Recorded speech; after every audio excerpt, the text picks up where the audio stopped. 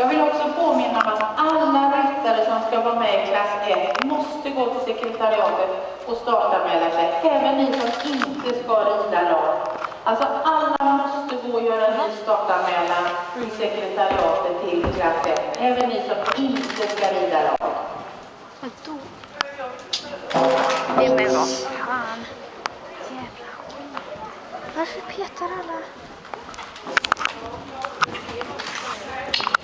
Förlåt, jag tog min.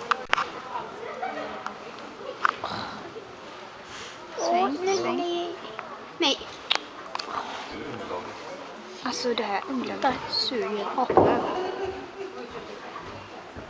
Tycker jag.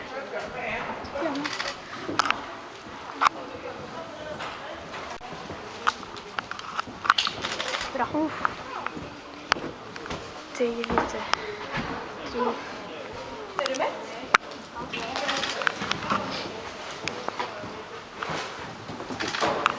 Bra Lisa.